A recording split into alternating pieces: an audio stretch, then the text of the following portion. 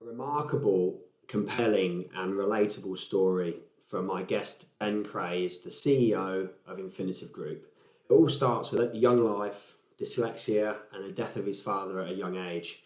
Starting a business with £500 and growing into one of the most diverse and positively disruptive businesses in the UK. His company deals across the globe from Australia to the Middle East and boasts clients such as Dell, IBM, the London Underground, and Porterbrook. In this episode is not to be missed, and this meeting has changed my perception on many things. So without further ado, this is the next episode of The Silent Entrepreneur by me, Aaron Curtin.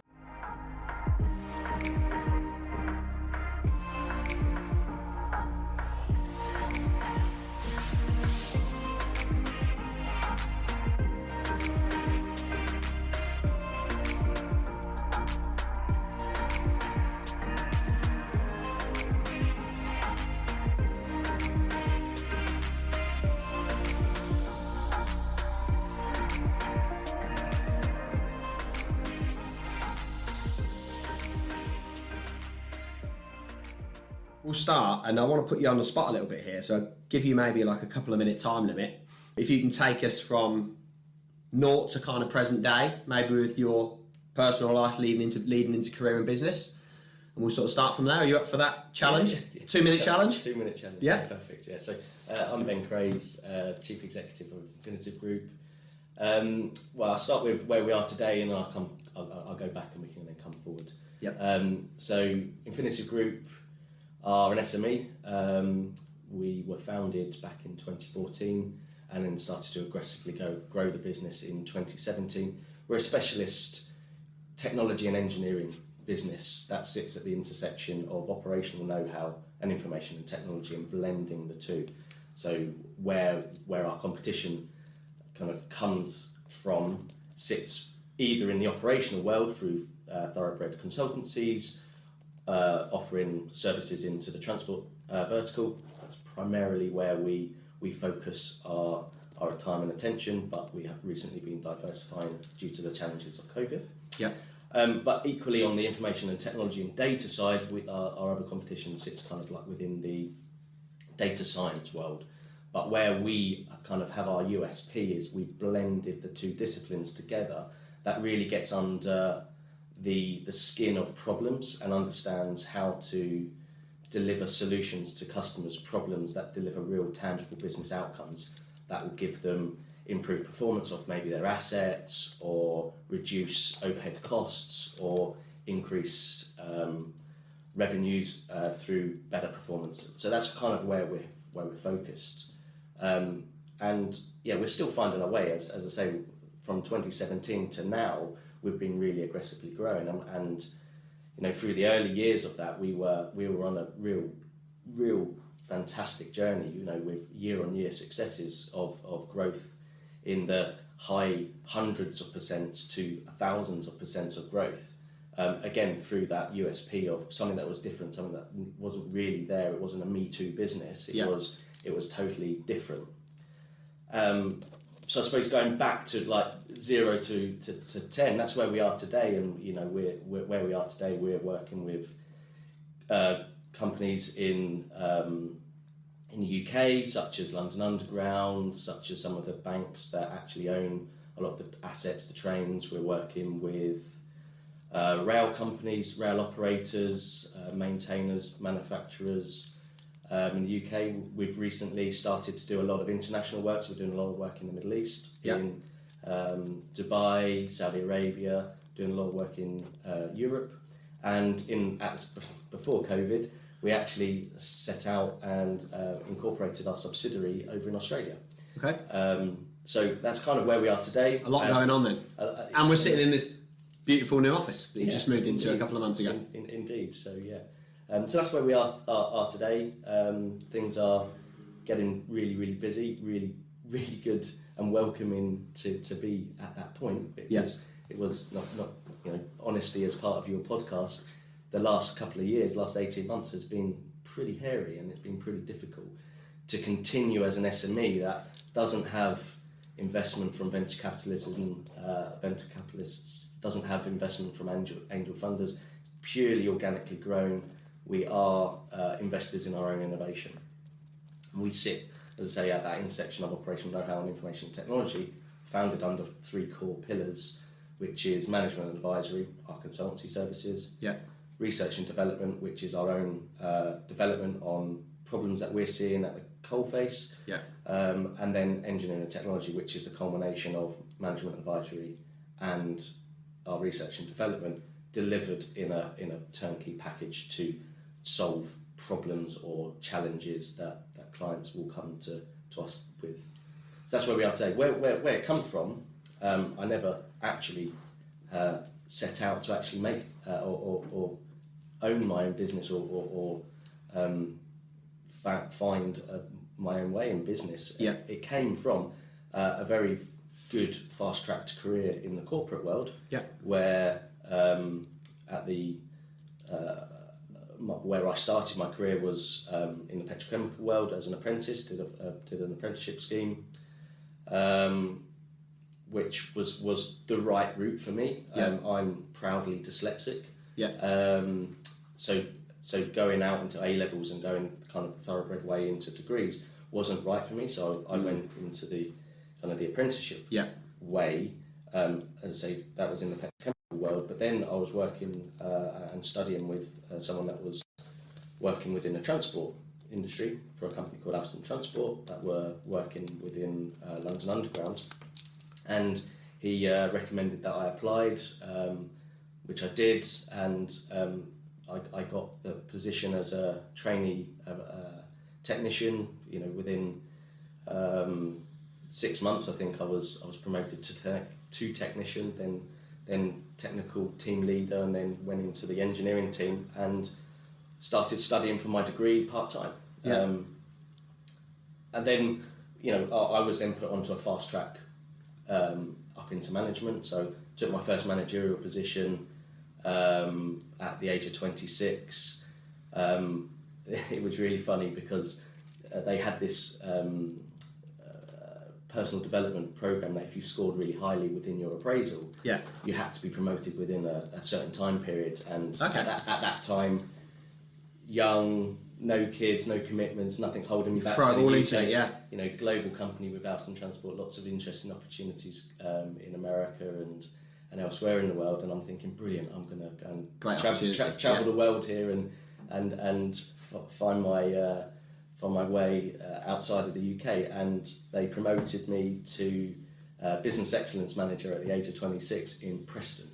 There we go. So that was, no offence to Preston, but it was. You could have had the US or Australia or something like that. Exactly. And then from there, I got headhunted by Eurostar, went and created a whole new department with a colleague that was seconded from SNCF, which is the French National Railways, to find a new department called Fleet Solutions, because they were under a bit of pressure from a couple of very political issues that they had with trains failing and stalling in the tunnel and lots of people getting upset. So we were charged with setting up a brand new team to look at why they got into that particular problem and how they got out of it.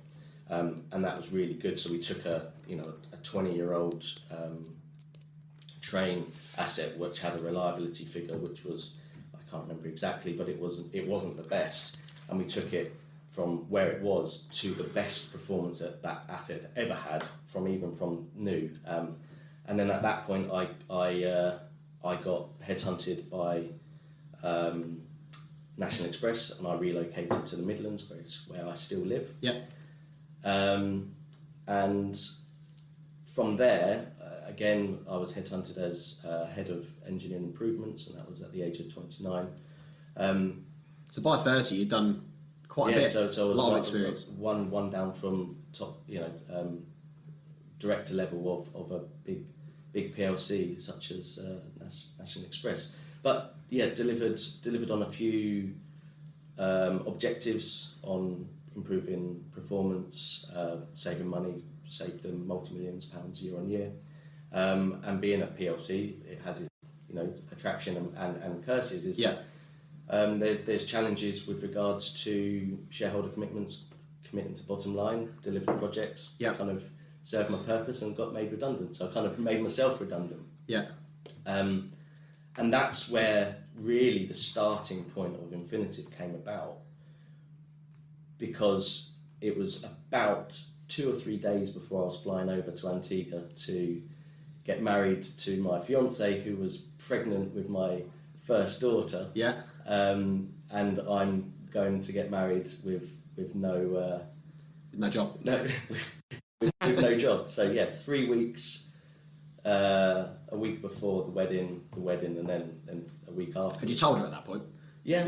She kind of knew, but it was kind of quite daunting. Going, yeah, this is all of our savings now, kind of paying for our future, and we haven't got anything in the pot left after this wedding. Yeah. To then go, what are we going to do? So it was 3 weeks of kind of reflection on, well, what's next? I suppose, what is next, and really what come about from that is, and I think this is supercharged by my dyslexia and being able to maybe look at things a little bit differently, and ask the awkward questions and ask the challenging questions that then start to get people thinking in a different way. And that's always how I've had some of my early successes within my career, and probably what's contributed to that growth within my career, both corporately and into them businesses. So I kind of took that and went, well, I'm doing stuff that's right, and I'm doing it for these big corporates. Why don't I try and do it on my own? So got back to the UK and looked at it and went, got 500 quid. What can we do with that? And a lot of people will probably say not a lot. Yeah. But actually, what we did was.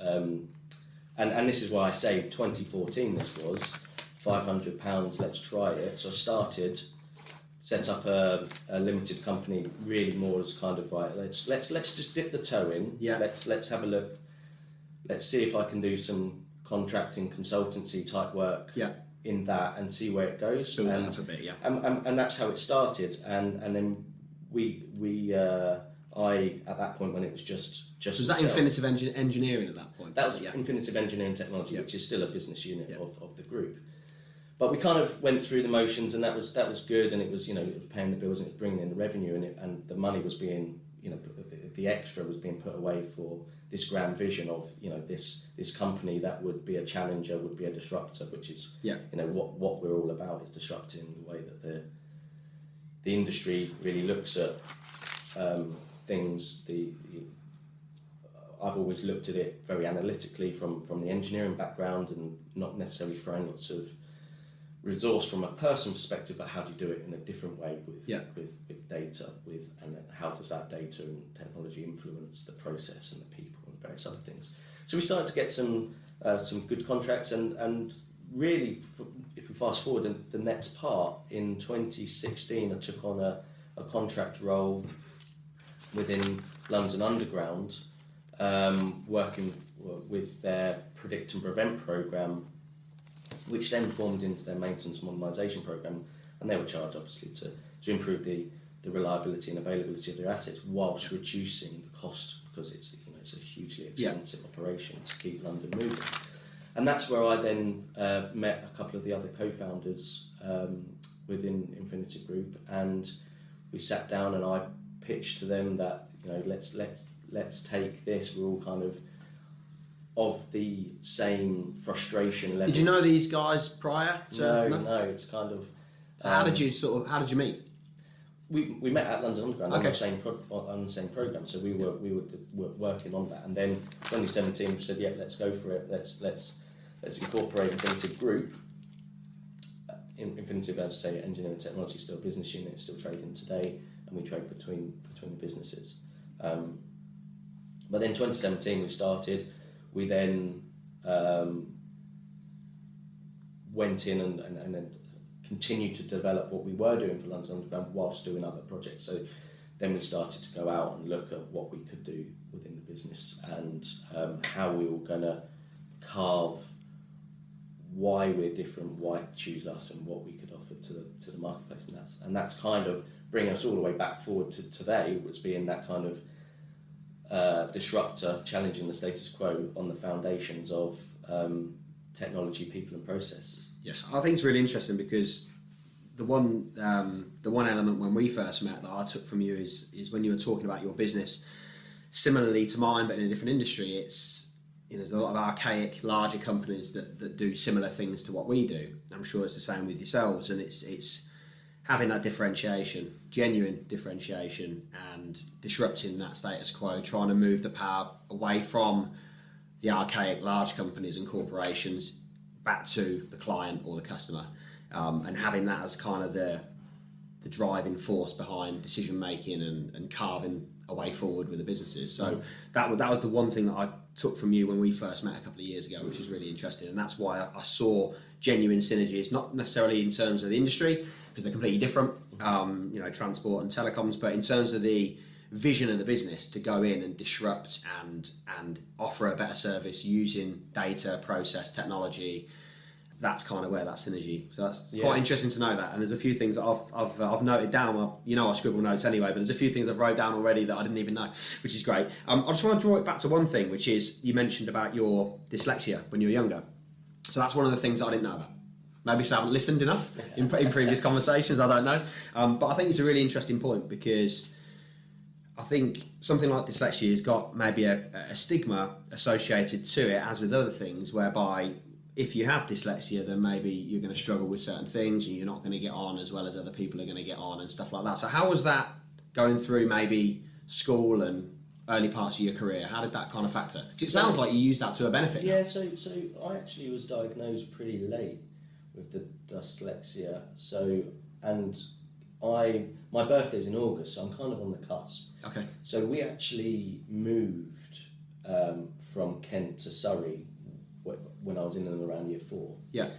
And at a time of kind of like there was half a term left before the summer holidays. So, and it was the new school in Shepperton, St Nicholas is the school, who diagnosed me as dyslexic. Yeah. And kind of positioned an opportunity to my parents, which was, look, he doesn't know anyone in the school. We think because he's diagnosed late, we would have liked to have caught this a lot earlier. Get him to redo the year. Okay. So in essence, I did an extra year at school. Yeah. Which was the best thing for me. Yeah. Because it was a real intense year 4, intense kind of, right, okay, let's get him up to so how did that work? You just doubled up on work? Basically, I did a half a term, about 6 weeks or so in school in one class. Yeah. Went back and then went into a brand new year, which was a year 4 at the start. Yeah. Okay. And then went through school as normal. So yeah. 5, 6, etc. And I have to be honest. I've always struggled, but I retain information in a different way, and I look at things differently from a schooling perspective. There's to the point where my dad, who unfortunately passed away when I was very young, at the age of 14, 15, yeah. He was really, really key to, again, accelerating some of, he'd spend a lot of time, mum and dad eventually divorced, and spent a lot of time focusing a lot of time and attention on me. But then when he did pass away, when I think it was year 10, and I was starting to go through GCSEs, that comfort. Yeah, comfort blanket's gone, isn't it? Of supporting him from him. So I was attending, extra study lessons and various other things, and to this day I still don't know whether this was done deliberately by a teacher that will remain nameless. But I was walking down the corridor, and that teacher said to me, "I don't know why you're here, Ben, because you're going to fail your GCSEs."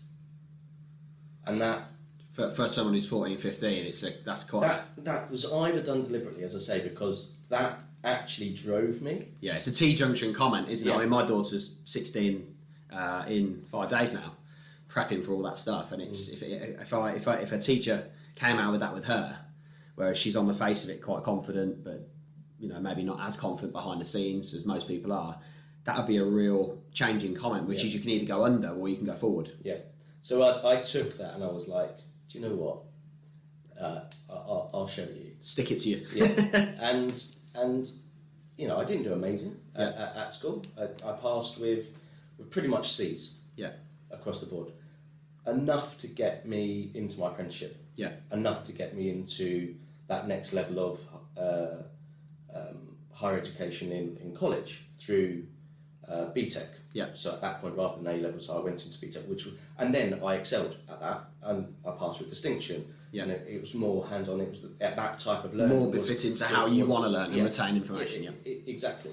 And then, from a comment of you're going to fail your GCSEs to then going and doing my degree in electrical electronic engineering and passing with honours at a 2-1 was hugely, rewarding to me. Does that teacher know that, just out of interest? No, I haven't kept in contact. But as I say, to this day, I don't know whether it was done deliberately, because they knew that if they poked, they might get a reaction. They might get a reaction in the way that they did. But like you say, it's that T-junction potential quote. So that's kind of, I still have dyslexia today. The way in which I do it, no one generally realises that I do have dyslexia. I spend a lot of time with the way that I write things. The way in which I manage it is that if I've read something, I'll then actually get it to dictate it back to me, and then you can use those little things just to tweak and tone what it is you are or aren't writing. We're writing big tender documents, big reports, hundreds of pages long, and from a dyslexic perspective, that can be challenging. But whilst it's challenging, actually the benefits of having it is that I see common sense isn't so common. But I have common sense. I have logic. I can look at things quite systematic. And a lot of the people in Infinitive Group are neurodiverse. There's people that are on the spectrum of autism. There's people that are other dyslexias. We use all of those, what are deemed as disabilities as their superpowers to supercharge us to do things differently, think of things differently. We're not that cookie cutter person that's... I think if you're going to live and die by that strategy of being different and disrupting, then you need to play to your strengths, and your strength is operating and analysing and doing things in a different way to other companies, which is why you're finding a lot of joy against people that maybe are, like you said, they've got tens and tens of teams of people that are all the same person who, at the end of the day. So just on those two things then, so you mentioned about the dyslexia, your teacher. You also mentioned about, obviously, your dad sadly passing away when you were going through that period as well. Do you use any of those things now as a way to sort of drive you forward? Are the things that happened during that tough kind of end of school going into that apprenticeship years that will arguably be really, really challenging given what you had to deal with at that age anyway, on top of the usual stuff, that you still think about to this day that maybe had any correlation with the early days of you starting Infinitive Group? Yeah, I think so, because certainly a key event in my life, obviously, is the passing of my father. To this day, it's still quite raw. Yeah. And that's, 20 plus years on. Yeah. So from that point, I was kind of, my mum and dad were divorced at that point in time. My mum didn't have really that much money. So if I wanted anything and I wanted to compete with friends that would be getting, at that time it was the PlayStation 1 that was out, and all the friends. My brother's still got that, by the way. He won't get any other PlayStation. It's PlayStation 1 or nothing. And I think it's Command and Conqueror he plays to death on PlayStation 1 for hours and hours on end still. It takes about half an hour to load the game. And it was a brilliant game, and I had it. But the reason why I say that is that my mum couldn't afford to buy me that, so the only person that could do that would have been me. So I lied to get my first paper round. I think you had to be 13 and I was 12. Yeah. So I lied. Yeah, I'm 13. So I could start earning money. Yeah. And I think it was £10-12 a week being paid to deliver papers, getting up at 5 o'clock in the morning. Yeah. And then doing that, getting the bus into school, was tough. So that kind of drove the entrepreneurial side in me, which was then, okay, how do I get more money? Okay, Christmas is coming. I know what you need to try and figure it out. I'm gonna take a proportion of my week's wages, and I'm gonna buy some Christmas cards. I'm gonna write a Christmas card to number 20 from your paperboy Ben. Yeah. Put them all in the papers on this one day. The next day, the tips that I got was enough to pay for the PlayStation 1, which I thought was amazing. So at that point, I was like, wow. That's a bit of a light bulb moment at that age, isn't it? Yeah, and then I told a few other people, and they're like, oh yeah, I'm going to do that, and it spread out, which was really good. And then still hungry to get money and continue from that kind of early win, if you like. Yeah. At 12, 13 years old, I then did some. I used to like to fish, and I asked if there was any jobs in the fishing shop, and they said, "Oh yeah, well there isn't, but we need these rigs to be tied. You can do those." And I from the dyslexia, kind of the analytical side, I kind of timed myself on how long it would take me to tie one of these rigs. Yeah. And I worked out that I could earn £20 an hour through tying these rigs because they'd pay me 50p a rig. Yeah. And so I'd do £20 an hour in addition to my pay per round, and put it to the point where they went, Ben, you're making too many now. We're going to have to kind of stop you because we can't sell as many as you're making, because I was kind of too efficient. Putting it as a drumbeat and getting this extra money. So I think the loss of my father, becoming the man of the house, coming from having to provide for myself, is definitely something that's a massive step up moment, isn't it? Put and continued with the business and how we've structured ourselves in the entrepreneurial, doing things differently, doing things to just be a little bit entrepreneurial from an early. I think when you look at those two things in particular, the paper round situation with the tips and the fishing shop, what you're starting to learn, I mean, how old are you there? 12, 13 with a paper round, fishing shop, what's that, 14? Yeah, 14. At that early age, when you're looking at it now and you're looking back from experience of running a business, the way you analyse your information and process your information in the fishing shop is a bit like working to KPIs for somebody today. How many can I do? What am I capable of doing? What's the deliverables off the end of my effort? And stuff that you're doing there with the paper rounds is stuff that owners in this day and age, good owners probably, don't do, which is personal touches for staff, for customers, kind of building that culture of looking after people that seems like you had, even if subconsciously, for whatever reason, had in the locker already. Yeah. That you could use moving forward into the future. And I bet there's certain things that you sort of look at there that you probably take into your day-to-day of running a business now. Definitely. Interesting.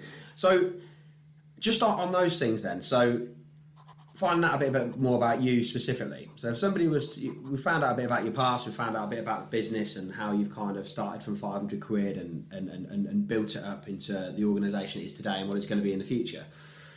What do you think friends would say about you as an individual? What would be sort of 3 words that you think that friends would say to describe you as a person? Oh, interesting question. Wow. Okay. So I think people will all probably recognise I'm quite... Handsome's obviously one. Yeah. That was the first one that came in. No, direct. Know what I want. I like to be sociable, so I am quite bubbly. I like to be part of the fun of going out and being sociable in that regard. Yeah. So yeah, direct, fun, silly at times. I like to not take myself necessarily too seriously outside of work. Yeah. And I think my daughters will also say that because I'm often acting the fool at home. So if that's 3 things that your friends would say about you, what do you think your family would say about you, to throw a slightly different curveball in on that? I think probably... So I think the dynamic between people that you work with, whether it be peers or colleagues, family and friends, is quite interesting when you start digging into it. And I've dug into that over the last sort of few months in starting and doing this podcast. It's been quite interesting to hear feedback from people that used to know me, that know me now, people that, friends, family, people that I used to work with, people that I work with now. And it's all completely different. And it's quite an eye-opener. I mean, what do you think your family would say? Three words to describe you from a family perspective. 3 words from a family perspective. I think one criticism that family will have of me is I can come across quite cold and quite not very emotional. Yeah. And I think that that's probably driven from experiences that have been part of the strengths of losing a family. So I can box things. I can be quite cold and whilst being fun and everything like that. Sometimes just the surface level emotion you can won't let it often through. be and it'll be privately dealt with, which probably on reflection, listening to some of your podcasts and having that kind of openness, maybe it's not always the best ways, but I'd say that they're probably sometimes would say that maybe I'm cold and not very emotional in that regard. Other things that would they say? I think they would say I'm probably a workaholic as well. It's one thing that I'm definitely bad for is managing that balance, and I know you've spoken about it on some of your podcasts, and it's been great listening to them.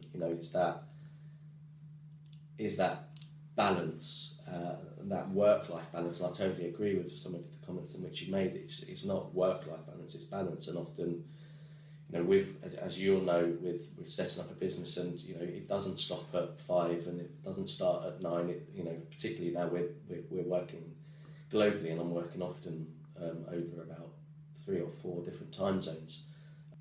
That can impact on my Something has to give, doesn't it? Investment of time into my children. But I'm also a glutton for punishment. So recently I've just been voted in as a parent governor at my daughter's school, which is great, and I'm looking forward to getting under that and investing back into school and education, and everything that I'm really Something going to have to give for you to do that? Yeah, probably. Because you can't just find time, can you? It's 25 hours in a day and all that. Exactly. No, there is definitely going to be. It's that balance, and so I think the 3 words that sums us up from the family side is probably could be a bit more emotional. So less. Don't be so cold. Try and balance your time a bit more. So cold time and fun. Okay. So in terms of that balance then, we'll go back to the first point. In terms of the coldness, just to dig into that in a bit of detail. So I think I know what you mean here. Because I have experiences where I love being at home. In the last couple of years with my life changing and finding, real happiness for me in my life. I like being at home, I like being with my partner, I like being with my kids and all that comes with that. But sometimes I'm there, but I'm not there. Sometimes I'm in the room, but I'm not in the room. My head is somewhere else and I'm listening to conversations, I'm nodding, but it's going in one ear and out the other. And that's not because I'm a horrible person, I don't want to listen and I don't care. That's just because my head, it's just not, you're processing and thinking about something that's happened an hour ago. I mean, even, we won't go into the details of it, but even some of the things we were speaking about before we started to record today, that's the sort of curveballs that get thrown, and it's where's your head during that period of time. Where's that worry? Where's that? What's going to happen with that project? What's going to happen with that person and stuff like that. So I think from that cold perspective, for me, I look at that and think I think I have times where I'm not emotionally in the room, and that can sometimes be taken as I wouldn't say rudeness, but I would say just me not maybe listening. It's probably the big one. The big feedback from my family, for me, would be the ability to listen. I listen, but I'm not really there sometimes. I'm trying to work on that, but it's hard. Yeah, no, I'm totally with you, and I think you're dead right. Yes, if I'm sat down and I'm actually listening, I will remember. Yeah.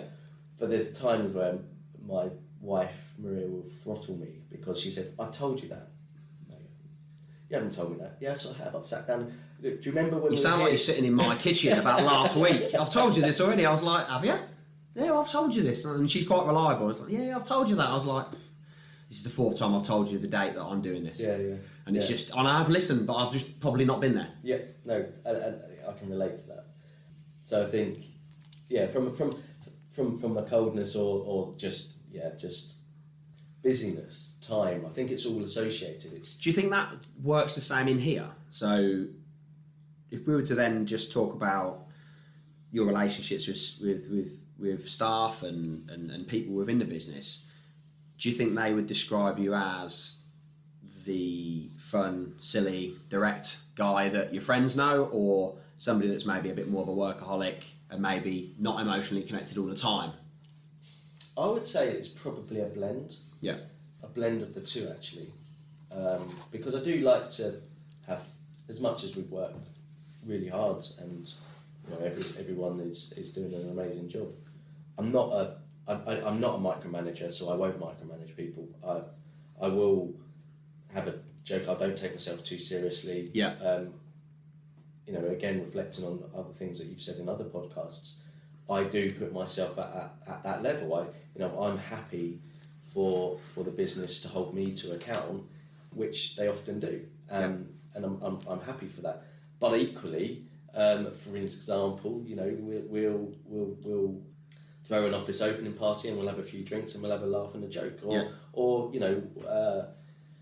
coming out of COVID, when we literally just opened the office, the first thing that we did in here before the office opening was we organised a team poker game just to try and get people's mental health back to a point of socialising safely, obviously, with all of the necessary measures in place, but just to have a bit of fun and a laugh and a joke. It breaks the barrier down a bit, doesn't it?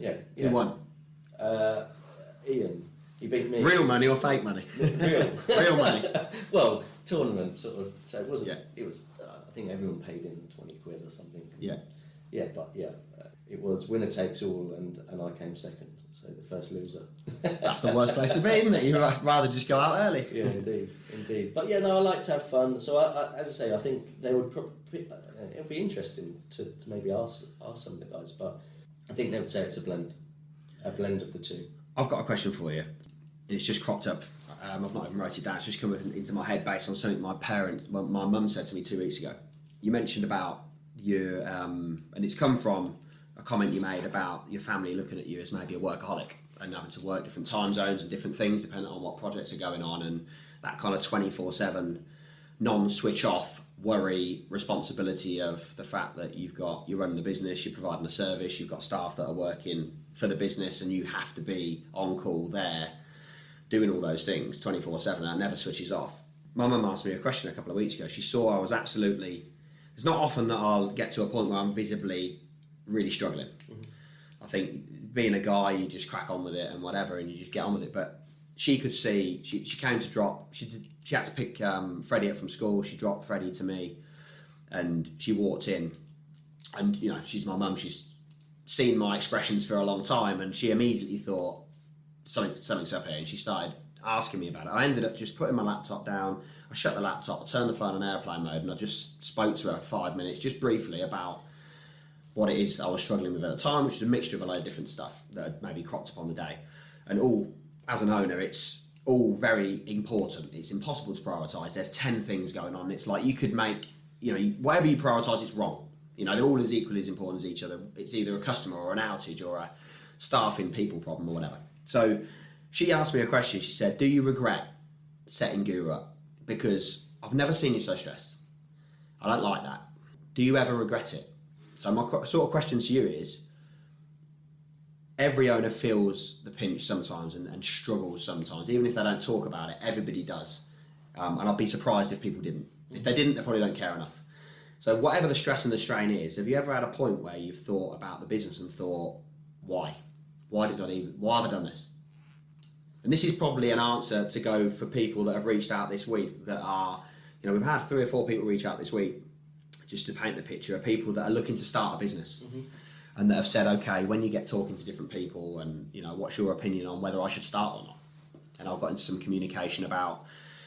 honest communication about how difficult I found certain things, but also the fantastic plus side of things that happen in terms of doing something and having that responsibility of doing it yourself. So have you ever been in a position where you've regretted making the decision? It's a really, really interesting question. I mean, like you say, it's not regretted. There's definitely been times where I've gone, how have I got myself into this? Regret is a word that I don't think I'll ever have a regret. I own the decisions in which I make, and I think you have to, and you can't look back with regret. You can just learn from it. Yeah. So have I ever regretted setting up Infinitive Group? Absolutely not. And the reason why I say that is the satisfaction that I take from seeing that, you know, we're now engaging with huge companies and we're driving improvements into their businesses. We're doing, you know, engineering excellence, and from my passion of engineering, it's a joy. Nice blend, yeah. I suppose what I would say is that from a regret perspective is that I regret that I can't stop time. Mm-hmm. You know, I can't do everything, and you know, like yourself, it's difficult for me to say no to people. Yeah. I will always say yes and work a way around it, and I think often the people that are impacted by that decision, and I say look back and regret, is my family then suffer with not seeing me as much. Yeah. Or when they are seeing me, I'm not emotionally in the room, or I think it's whatever. difficult, isn't it? So when you think, you know, you immediately think as a human, I think you program this from an early age that saying yes is actually the right thing to say because you're helping people. Mm-hmm. But there's always a breaking point where, number one, I think it's quite powerful to say no sometimes, and I think it means that you're engaging that individual to think, which is going to engage on them to figure it out and create a solution, think and develop themselves. I think if you constantly say yes to doing things for people consistently in a business and in personal as well, I think it drives a bit of a lazy mentality with certain people. But also, like you said there, you've only got a certain amount of time. Something's got to give. You can't say yes to absolutely everything and something not give. And most of the time, and I've had this feeling for years, and it's a feeling of guilt of, you know, why am I choosing to say yes to all this stuff? When yes, it's important, but is it as important as spending time with my family? Mm. When inadvertently, that's what I'm doing it for. Mm-hmm. Yeah. But I'm not. But it just doesn't make any sense. And a decision to say yes, it's putting more on your shoulders, more stress, more pressure, and you're not the individual. You're not the same individual with all of that than you are when you're a bit more carefree, which is probably why your friends describe you completely differently to people who are in here or your family, is because in that friendship environment, you're probably unpressured.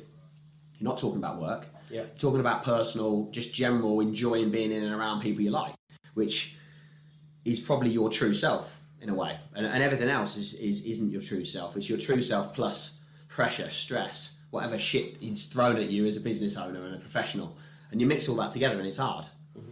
So yeah, I think from that perspective, from my experience, regret, I believe is similar to you. What about changes? Would you have done things differently in your journey to get here? Not necessarily regret, but for someone starting a business, if you had to say, if somebody comes to you like they have to me this week, and I've struggled to answer it, to be honest. I've answered it with yes, more often than no. But if someone comes to you personally and said, I'm looking at starting a business, this is what I want to do, regardless of what it is, what would you be saying to them? So, would I do things differently now knowing what I know? Mm.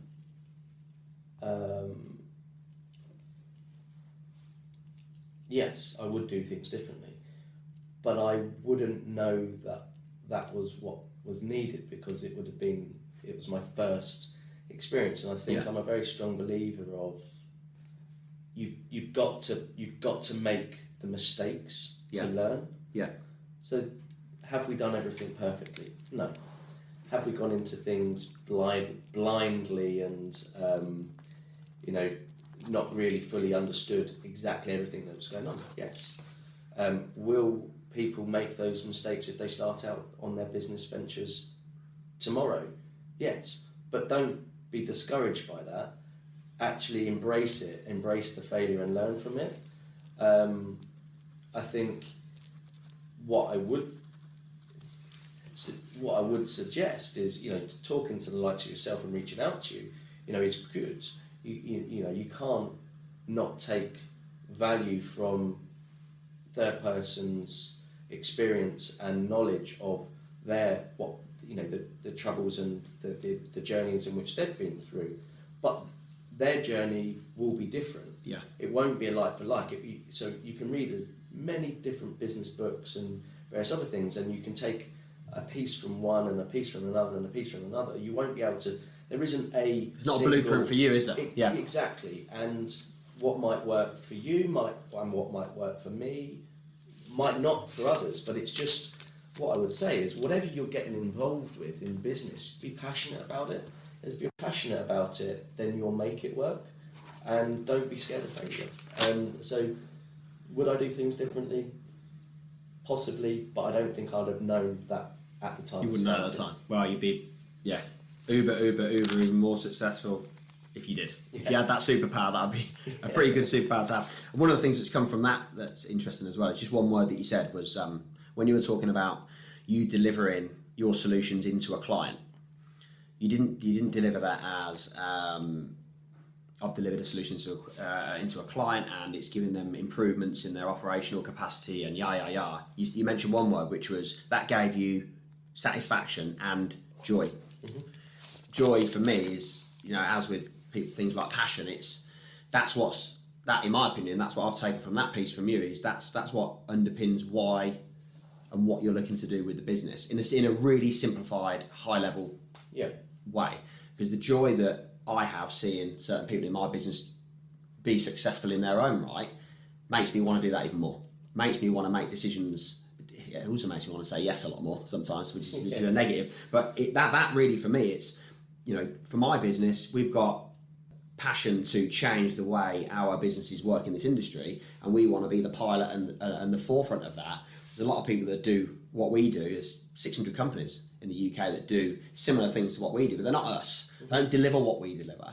Yes, some of the product set might be similar, but when you actually mix in our journey, what's got us to this point, and again, speaking to you about whether you do things differently, I wouldn't do anything differently, even up to the fact that I made a stupid decision 2 weeks ago, which cost the business a significant amount of money, and it put us under pressure.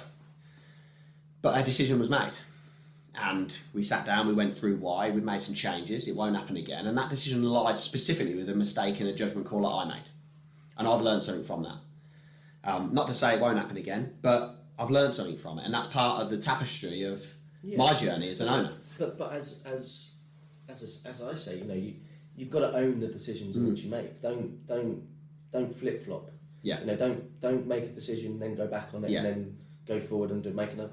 If you do that, then you're not going to get anywhere. You are going to cause yourself to run around in circles. B, you're going to frustrate the hell out of your staff, your customers, and C, most importantly, you won't learn from it. Yeah.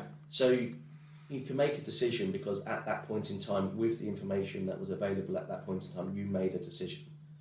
Now, you might have not been in possession of all of the information, or it might have been a gut feel, and that gut feeling was wrong. As long as you can reflect on that and then understand why it went wrong, then you can move forward, and then that will inform the next decision, and that will inform the next decision and the next decision.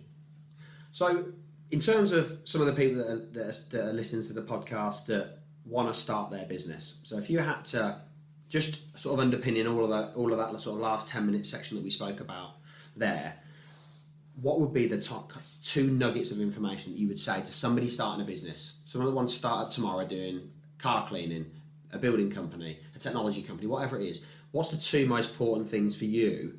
What's your nuggets of wisdom that you would give to them? Okay, so as I say, firstly, you've got to love what you've got to do. Don't just get into something because you think that you can make a quick buck, because when it gets hard, you'll want to give up. Yeah.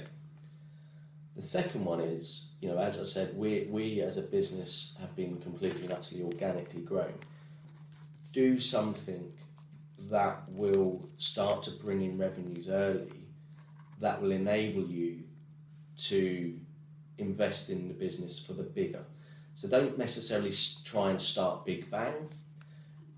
Maybe just small incremental steps forward with revenue that's early, that you can realise early within the business. Yeah. Because the classic saying is cash is king, and it really is. And if we hadn't have set the business up with the management advisory side, selling our knowledge and the consultancy side of the business, we wouldn't have been able to invest in our own innovation, developing software and hardware products that are solving. So that's really that's underpinned.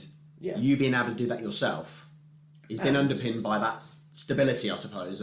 Yeah. And that has enabled us to get through COVID. You know, when revenues are falling left, right, and centre, and I'm looking at, you know, the forecast going, oh my God, I've got a overhead that's built to deliver this revenue number, and that revenue number is now half.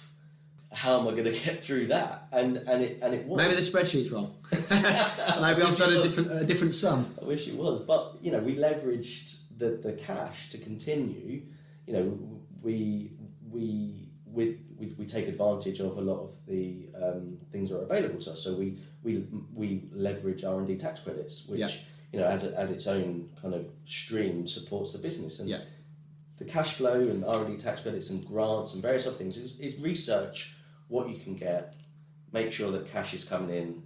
I mean, obviously, that's not the only way of doing it. You could go out, and if you've got this, you know, £1 billion idea, and you can convince a VC to part with some seed funding, then that's a great way of doing it.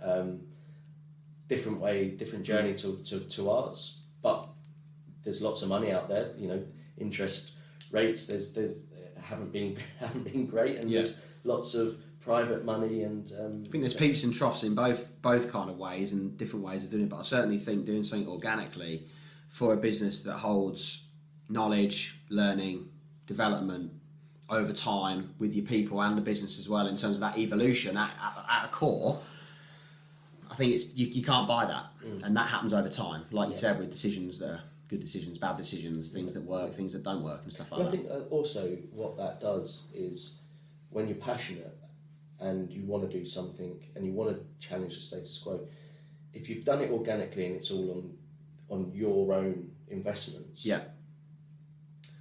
you can make the call on whether or not you're going to compromise on quality. Yeah, you own that decision. Exactly. Whereas if you've got investors, shareholders that may want to pull you in a different direction because they want a return, that compromise is now there, and you've got to look at how you're going to keep your investors and shareholders happy whilst trying to deliver your business, a business that's aligned to your vision. And we've been fortunate enough to be able to do that from an organic perspective. That's a massive, I was going to say, it's a massive plus. So in terms of you, what does success look like for you? If you had to look back, you know, you're 50 years ahead and you look back and think, okay, I'm really, really happy with that. What will you be happy with? What does that success look like for you over the next few years? Not necessarily for the business.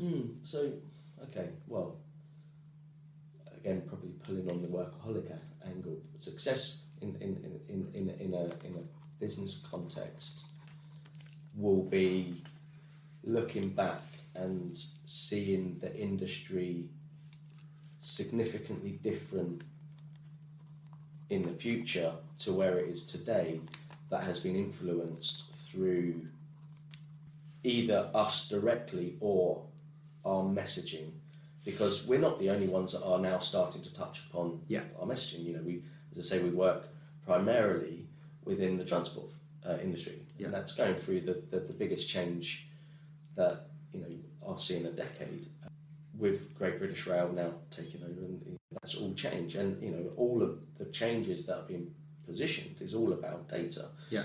So if we can be a catalyst, and if we can be an influencer and a shaper within that, that is a success for me from a business perspective. Success for me from a personal perspective is, I want to send, you know, education, you know, through my dyslexia and everything like that. Education is a massive thing for me. I want to send both of my girls to private education. That is a massive goal for me. If I can do that, that's a success. Okay. So because I'm investing in their education, and no one can ever take that away from them. So that's a big success for me. And just, I suppose. Why do you think you speak so passionately about that particular? Obviously, they're your kids, and you want them to do well. But do you think that's because of the lack of options and understanding going through your education? Possibly, but also I think you've got a similar attitude to you wanting to look back on your business and think we were the kind of seed that grew the flower of the the changes in this industry?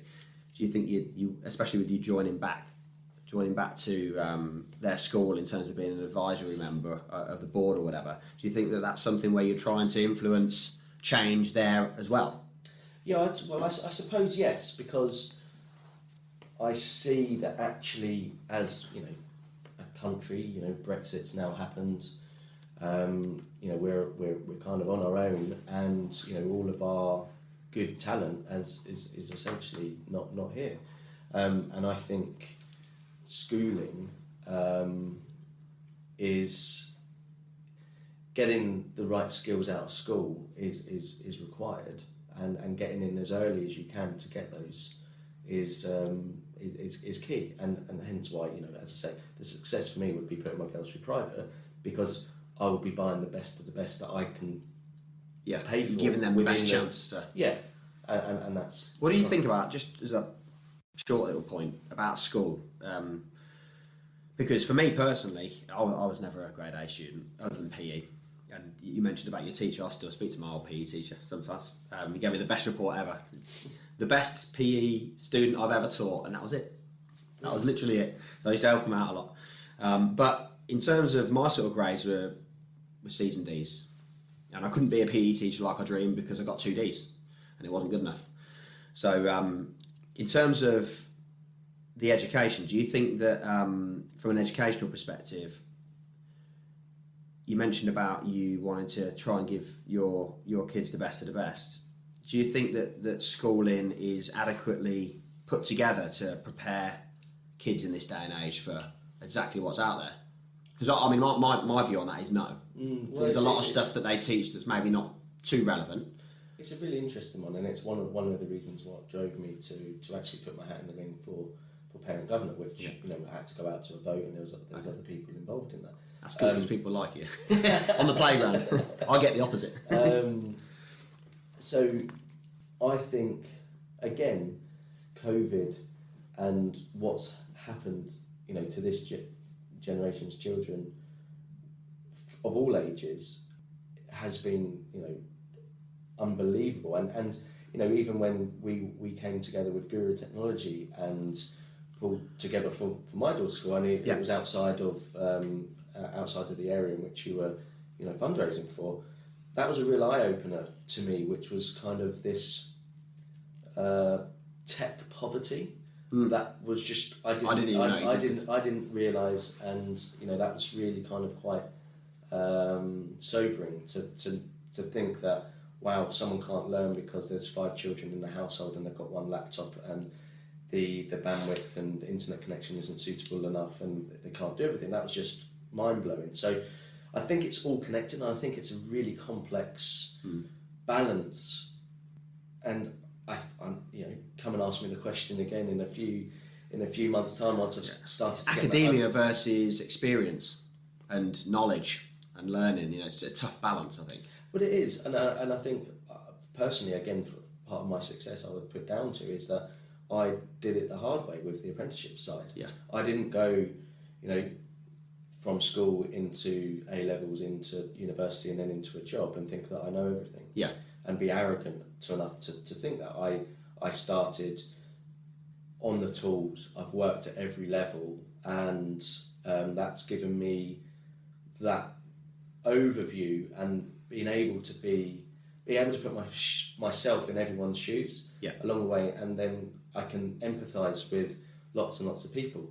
But it all comes back to from the original question around the schooling. I think I can't comment at the moment as do I think it's right or wrong or indifferent. It's because I actually don't understand the full picture what they're dealing with, and hence why I'm as I said, I've gone into the parent governor position to get a bit of an understanding on that, and then use my skills and my experiences from corporate life, and then setting up Infinitive Group to try and aid and advise in that capacity. But one thing I definitely am sure of is that we are starting to educate our children in certain practical aspects too late. Yeah, you know, there's some really good initiatives out there at the moment.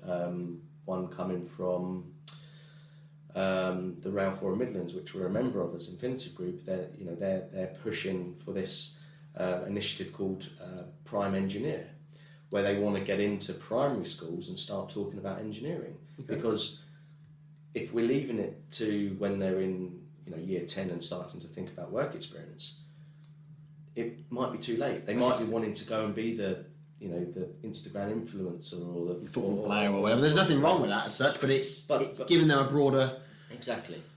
So I think, for sure, we need to get into our children into a practical skills capacity, such as like engineering, STEM as science, technology, engineering and maths. I think is hugely important, and giving that real world viewpoint on that early is a good thing. A good blend.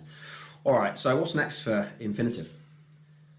So you've talked about a load of stuff that you've done, a lot of stuff about you. What's next? Well, so what's next is we're gonna continue our diversification strategies, taking what we've developed in the transport vertical and applying that into utilities, smart cities, and seeing if we can just slightly pivot the methodologies rather than starting from scratch on various other things, and then regionally carry on going around the globe. At the moment we're going east, so Europe, Middle East, Far East and Australia.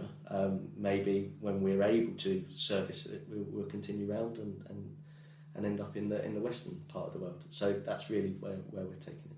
Good. All right. So if anybody listening to the pod wants to sort of reach out to you, or wants to open up a mode of communication, or find out more about your business or more about your sort of story, where can they find you? Well, I can't be left not giving out my mobile number, I suppose, as you kind of do it in every, you don't have to. Every podcast. But no, I don't mind. Happy to field calls or WhatsApps as you promote. So yeah, you can contact me on 07940 424191, or if you want to reach out to Infinitive Groups directly, you can get me on ben.craze at infinitivegroup.co.uk. And you're on LinkedIn as well? Yes, on LinkedIn, or you can visit the website at infinitivegroup.co.uk. I'm happy to help or field or answer questions or whatever. Perfect. Well, look, thanks for joining. It's been a real eye-opener. Look, as you can see here, you can't see it there, but I wrote 3-4 pages of notes whilst trying to keep a little bit of structure in what we're talking about as well. And there's been, I've known you now for a couple of years. Yep. And there's been tons of stuff that I found out, which has been really, really good. So, really appreciate you giving us some time coming on, because I know you've got some hectic stuff going on later this afternoon, and a lot of curveballs being thrown. 3 o'clock I've got to submit a pre-qualification. Well, there you go. So we best stop recording. Thanks very much, Ben. Cheers, Aaron. Thank you.